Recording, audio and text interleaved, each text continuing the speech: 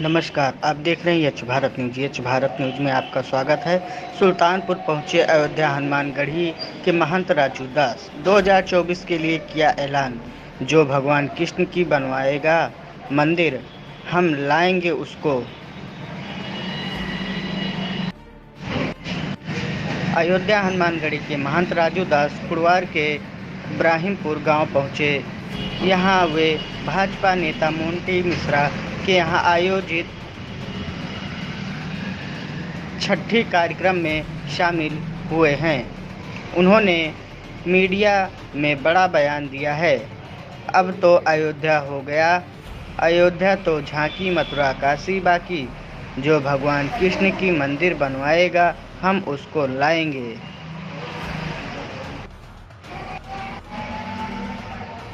हनुमानगढ़ी के महंत राजू दास ने कहा, भारत है एक सनातन राष्ट्र। उन्होंने पीएम मोदी और सीएम योगी के शान में कसीदे पढ़े। राजू दास ने कहा कि पीएम ने नेतृत्व में राम जन्मभूमि का भूमि पूजन हुआ, अब प्राण प्रतिष्ठा उनके सानिध्य में होने जा रहा है।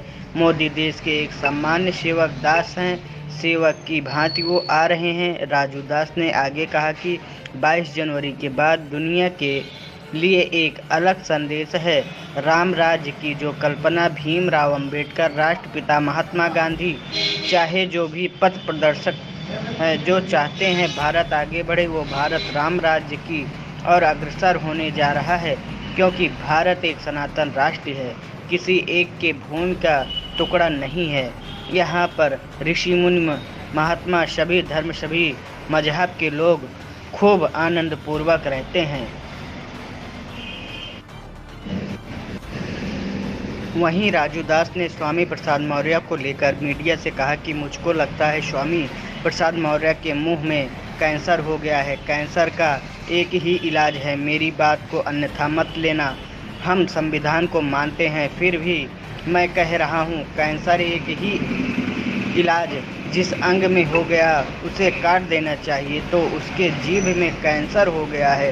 राजू दास ने कहा, रामचरितमानस को फाड़ना, जलाना और प्रतिबंध लगाने की बात कर रहे हैं, वे हिंदू को वे आतंकवादी बता रहे हैं। दुर्भाग्य की बात है, ये भारत जैसा देश में, हिंदू राष्ट्र में ये कहना ये महापाप है और कुछ नहीं है। उन्होंने कहा, राम का विरोध करने पर समाजवादी पार्टी चुनाव हार गई। यच भारत के लिए सुल्तानपुर से आशीष मिश्रा की रिपोर्ट।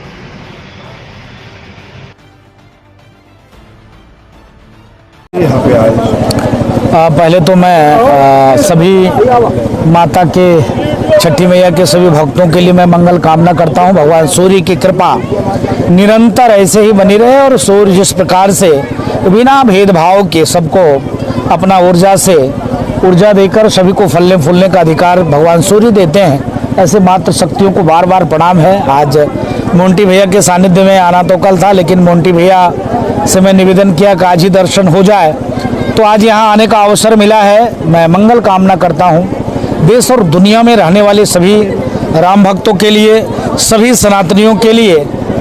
जिस प्रकार से पारब्रह्म परमात्मा भगवान श्री राम ने सबको आशीर्वाद दिया, उन्हीं के भगवान सूर्य के वंश में भगवान राम हुए। भगवान सूर्य जिस प्रकार से पूरी दुनिया किसी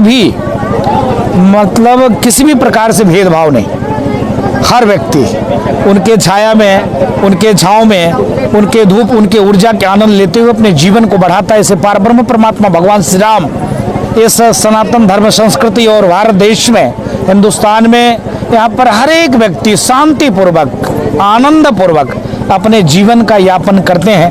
ऐसी सनातन संस्कृति के लिए मंगल कामना है। इस कार्यक्रम में आने का अवसर मिला, मोंटी जी को साधुवाद है, धन्यवाद है। और बहुत अच्छा लगा यहाँ मातृ शक्तियों से मिलकर, यहाँ गांव के लोगों से मिलकर बहुत बहुत आनंद आया। सबके लिए मंगल कामना, सबके लिए आशीर्वाद।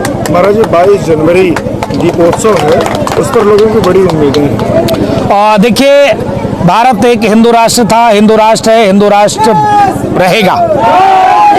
जब राम जन्मभूमि मंदिर को लेकर निर्विवादित रूप से लोग डरवाते से करे राम जन्मभूमि मंदिर का आदेश आएगा, कत्लेआम होगा, दंगा होगा, फसाद होगा, बवाल होगा, कोई गृह युद्ध हो जाएगा। देखिए किस भाई जो रूटीन में क्राइम होता था वो भी नहीं हुआ। ये भगवान राम की कृपा है। तो यह देश आगे बढ़ा है, बहुत तेजी से आगे बढ़ा है और यहाँ संविधान का राज है। डेमोक्रेसी में, लोकतांत्रिक व्यवस्था में जिस प्रकार से देश के यशस्वी प्रधानमंत्री जी का कार्य है, उत्तर प्रदेश के जिस प्रकार से पूज्य योगी आदित्यनाथ जी महाराज जो काम कर रहे हैं, उसी पैटर्न पे आप देखिए कि जनवरी में देश के यशस्वी प्रधानमंत्री जी राम जन्मभूमि भूमि पूजन उनके नेतृत्व में हुआ। अब प्राण प्रतिष्ठा उनके सानिध्य में होने जा रहा है। देश के कई हजार साधु संत के आशीर्वाद से, मोदी जी तो देश के एक सामान्य सेवक हैं, दास हैं, तो सेवक की भांति वो आ रहे हैं और प्राण प्रतिष्ठा 22 जनवरी को होना है। उस 22 जनवरी के बाद एक दुनिया के लिए अलग संदेश है। भारत राम राज्य, जो राम राज्य की परिकल्पना बाबा साहब भीमराव अंबेडकर हो, चाहे राष्ट्रपिता महात्मा गांधी हो, चाहे जो भी मार्गदर्शक पथ प्रदर्शक जो भी चाहते हैं भारत आगे बढ़े।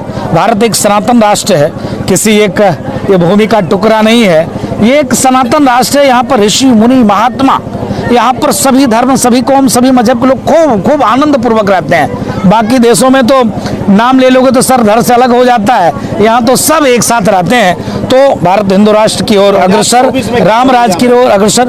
2024 में जो राम को लाए हम उनको लाएंगे, जो कृष्ण जी की मंदिर को ठीक करेंगे। अब तो अयोध्या तो हो गया, अयोध्या तो झांकी, मथुरा काशी बाकी, जो भगवान कृष्ण का मंदिर बनवाएगा हम उसको लाएंगे। 5 राज्यों में चुनाव चल रहा है, बताया जा रहा है बड़ी स्थिति ठीक नहीं है। कोई बात नहीं है, कोई दिक्कत नहीं है। हम 24 की बात करते हैं। जनता कोई दिक्कत नहीं है, कोई समस्या नहीं है। देखिए आज नहीं, हम लोग 70 वर्षों से संघर्ष किया, तब जाकर अयोध्या में भव्य दिव्य राम जन्मभूमि मंदिर निर्माण कार्य चला। मामूली बात नहीं है। ठीक है, जनता को ना लगे 4 राज्य में, आप 5 राज्य में बता रहे हो कि स्थिति ठीक नहीं है, कोई दिक्कत नहीं है, कोई समस्या नहीं है। जनता ठीक है, मानेगी तो भी, नहीं मानेगी तो भी, लेकिन 2024 मोदी देश के यशस्वी प्रधानमंत्री होंगे। इसलिए होंगे कि जो राम काज करेगा, जो सनातन कार्य करेगा, जो राष्ट्र कार्य करेगा, जो इस इतने भीड़ में किसी भी प्रकार से भेदभाव नहीं करेगा। एक ही देश में नेता है मोदी, उत्तर प्रदेश में एक ही नेता है योगी जी, किसी भी प्रकार से भेदभाव नहीं करते हैं। उनके शासनकाल में सबका कार्य, सबका काम, सबकी बात होती है। इसके नाते आप राम राज्य की बात कर रहे हैं, यहाँ स्वामी प्रसाद जी रामचरितमानस पर ही उंगली उठाते रहे। तो इसलिए आप समझ सकते हैं कि जिसने राम का विरोध किया, समाजवादी पार्टी 6 चुनाव हार गई। क्यों हार गई? यही कारण है। आप समझिए, मैं ये नहीं समझ पाता हूँ, पारब्रह्म परमात्मा भगवान श्री राम, आप समझिए, जब जंगल को गए तो मां सबरी की जूठन बैर खाए, निषाद राज उनके साथ थे, केवट से कहे भैया नाई पार उतार दो, चाहते कुछ भी कर सकते थे। वो जिस प्रकार से बाली का समर्थन नहीं लिया, चाहते तो बाली 6 महीना तक रावण को कांख में दबा के रखा था, वो चाहते तो बाली को बोल देते, काम हो जाता। सुग्रीव का समर्थन लिया, इसलिए लिया कि सुग्रीव की पत्नी को बाली ने हरण कर लिया था, राज भी हरण कर लिया था। तो भगवान राम सबके हैं। और स्वामी प्रसाद जैसे काले में, मुझको लगता है स्वामी प्रसाद मौर्य के मुंह में कैंसर हो गया। कैंसर का एक ही इलाज है, मेरी बात को अन्यथा मत लेना, हम संविधान को मानते हैं, फिर भी मैं कह रहा हूं कैंसर का एक इलाज, जिस अंग में हो गया उसको काट देना चाहिए। तो उसके जीभ में कैंसर हो गया और कुछ नहीं, उसके जीभ को काट देना चाहिए और कुछ भी नहीं, और कोई उपाय ही नहीं है। आप समझिए, रामचरितमानस फाड़ना, जलाना, प्रतिबंध करने की बात करना, और हिंदू मतलब आतंकवादी, ये शब्द का प्रयोग करना दुर्भाग्य की बात है। वो भी भारत जैसे देश में, हिंदू राष्ट्र में यह कहना ये महापाप है और कुछ नहीं है। तो ऐसे लोगों के खिलाफ सख्त से सख्त मैं प्रशासन से निवेदन करूंगा, कार्रवाई होनी चाहिए।